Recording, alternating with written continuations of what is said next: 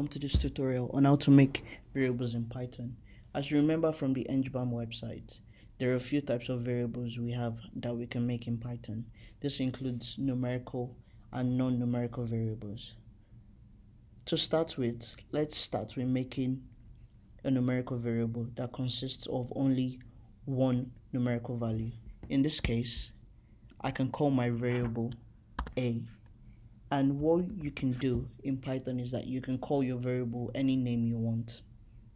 It's completely your choice. So then the next thing, I can use the equals to sign or the equals to operator to allow me set the value that I want this variable to have. In this case, I want it to have a value of 10.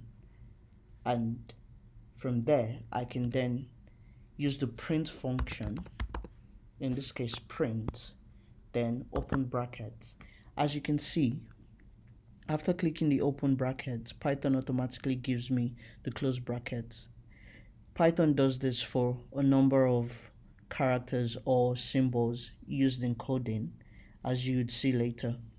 So to print the value of a, what I can do is use the print command, as you can see, then type in a in there.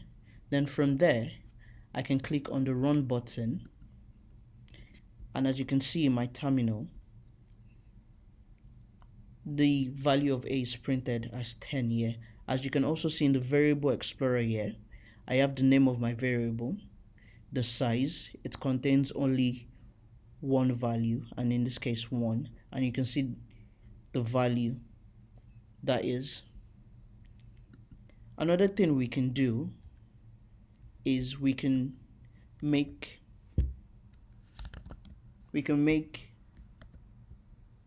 an array that consists of more than one numerical value. In this case, let's call it b equals, and in this case, because we are making use of more than one value in our array, we're going to use square brackets. Then we go in and we put in the values we want our variable b to have. In this case, 1, 2, 3, 4, 5. What we can then do here is use the print command b,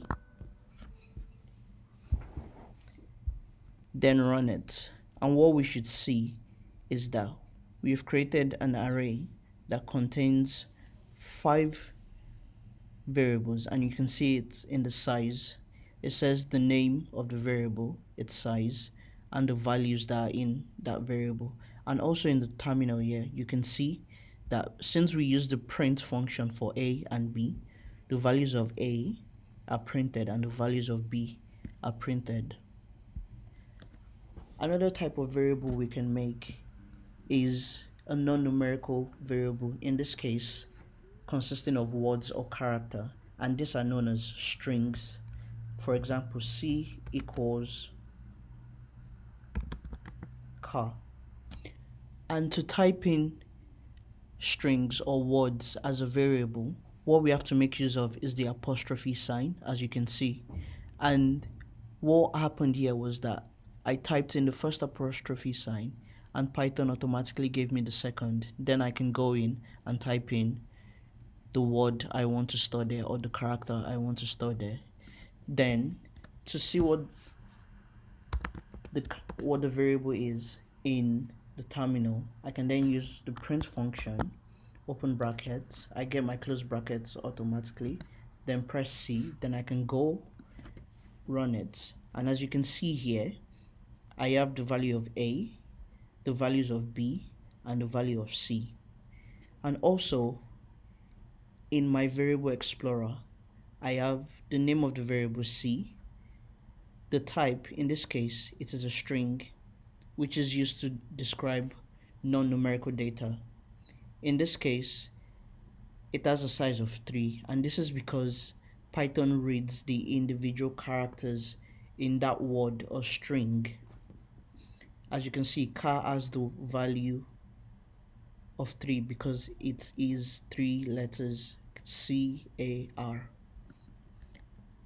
Another thing we can do is make an array that consists of more than one non-numerical value or contains more than one string. In this case, similar to the array of numerical values, what I can do is use the square brackets, then apostrophe, type in the name of my first variable, comma, apostrophe again, the second non-numerical variable or the second string, my third string, and my final string.